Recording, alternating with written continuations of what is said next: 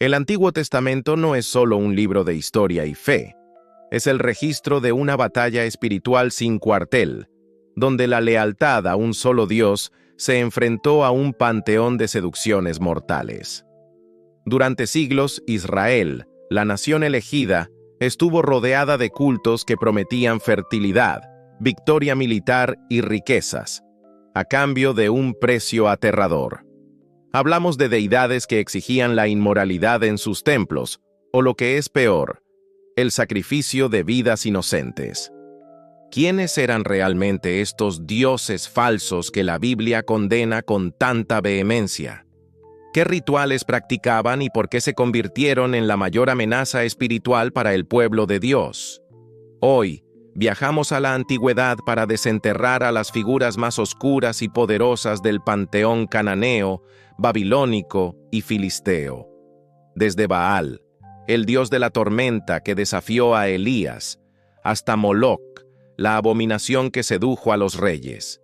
Prepárense para conocer a los dioses de bronce, piedra y madera que llevaron a una nación a la destrucción. Baal. Baal era la máxima divinidad de los cananeos y fenicios, venerado ampliamente como la fuerza detrás de las tormentas, la fertilidad y las cosechas.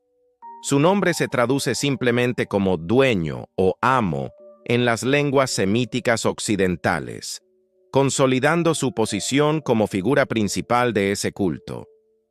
Dentro del contexto bíblico, Baal se transformó en la máxima representación de la adoración a ídolos, desviando al pueblo de Israel de su compromiso exclusivo con Yahvé. Su culto fue impulsado vigorosamente por el rey Acab y la reina Jezabel, quienes establecieron y legalizaron las prácticas religiosas fenicias en el reino. Esta situación provocó una confrontación directa con los voceros de Yahvé, especialmente con el profeta Elías. En el Monte Carmelo, Elías desafió a 450 sacerdotes de Baal. Les pidió demostrar el poder de su Dios haciendo descender fuego sobre un sacrificio. A pesar de sus súplicas fervorosas y rituales histéricos, Baal no respondió. Por el contrario, Yahvé actuó inmediatamente, enviando fuego que consumió no solo el holocausto, sino también la piedra del altar y el agua circundante. Este episodio demostró la absoluta falta de poder de Baal frente al Dios viviente. Hallazgos arqueológicos, como inscripciones y restos de altares, confirman la extensión del culto a Baal. Las representaciones a menudo lo muestran como un combatiente portando un relámpago, simbolizando su supuesto dominio sobre el clima. Sus rituales incluían prácticas de fertilidad, desenfreno sexual y, lamentablemente, a veces sacrificios de seres humanos. Asera. Asera fue una destacada diosa de la fecundidad en la religión de Canaán, mencionada en textos de Ugarit como la consorte de El, la deidad suprema. Se le atribuía el rol de madre de los dioses y se la asociaba con la productividad de la tierra y del mar. Alarmantemente, algunas facciones israelitas llegaron a considerarla erróneamente como la compañera de Yahvé, una noción que fue condenada enérgicamente por los profetas como una herejía. Su veneración giraba frecuentemente en torno a los postes sagrados o tótems de Asera, objetos de madera instalados en lugares elevados o cerca de otros altares.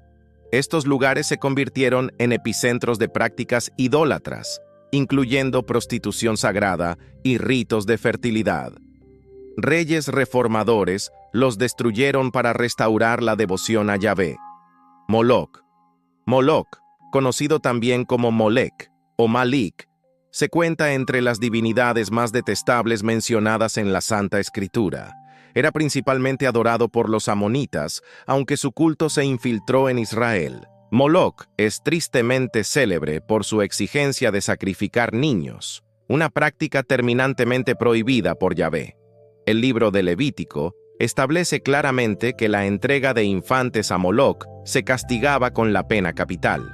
De manera trágica, hasta el rey Salomón, influenciado por sus esposas extranjeras, erigió un santuario para Moloc en las proximidades de Jerusalén. El valle de Hinnom, al sur de la ciudad, se hizo famoso como el sitio central de este culto. Este valle se convertiría posteriormente en el término Gehenna, simbolizando el infierno. Quemos.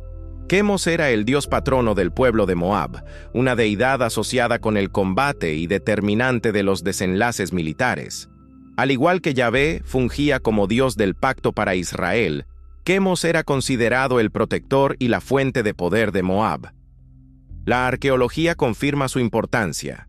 La estela de Mesa o piedra moabita muestra al rey Mesa de Moab atribuyendo sus éxitos o fracasos directamente al favor o al enfado de Quemos.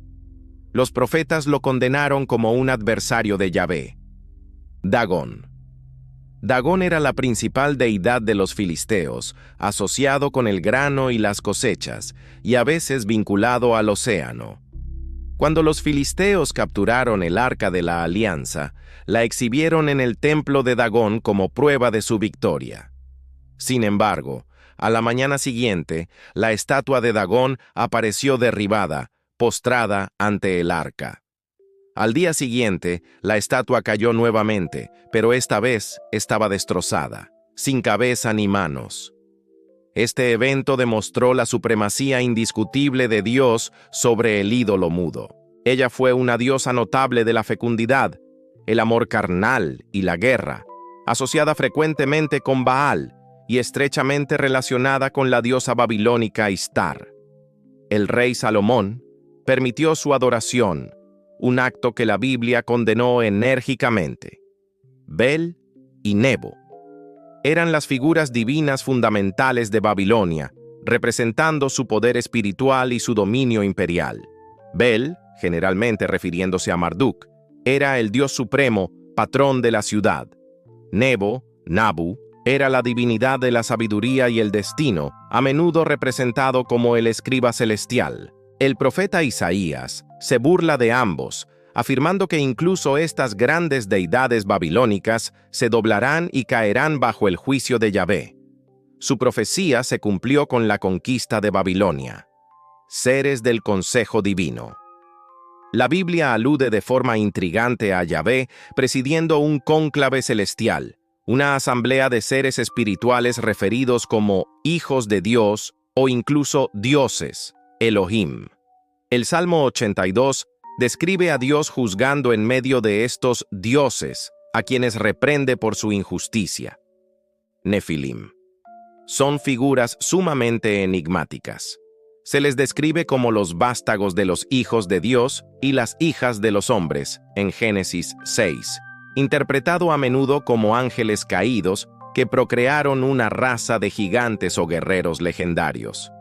Su existencia se relaciona con la enorme depravación que precedió al diluvio. Reina del cielo. Mencionada en Jeremías, esta diosa era adorada en Judá, especialmente por mujeres que le ofrecían tortas e incienso.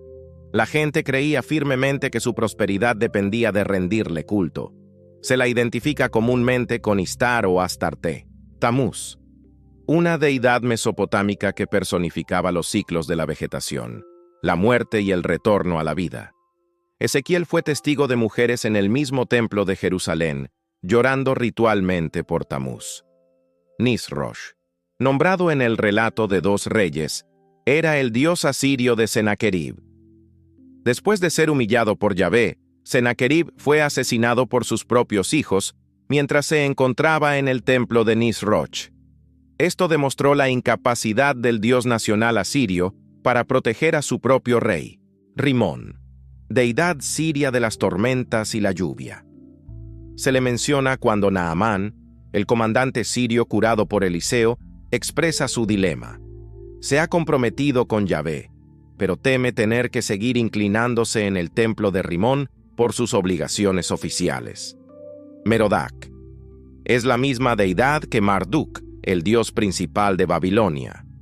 El profeta Jeremías declaró: Bel ha sido humillado, Merodach está consternado, anunciando el colapso de este gran ídolo. Su humillación se consumó con la caída de Babilonia. Deidades de Samaria, sincretismo. El libro de 2 Reyes registra cómo los asirios, al repoblar Samaria, trajeron consigo una multitud de dioses foráneos: Sacut-Benot, Nergal, Asera, Nebas, Tartac, y los horribles Anamelec y Anamelec, que requerían sacrificio de niños. Este acto sembró la idolatría en el corazón de la tierra de Israel. Gad y Maní. En Isaías, Dios amonesta a su pueblo por preparar mesas para Gad y llenar copas para Maní. Gad era la deidad de la buena suerte o fortuna, y Maní el dios del destino. Al honrarlos, el pueblo mostraba que su fe se había desviado de la providencia de Yahvé hacia la esperanza ciega en el azar o la superstición.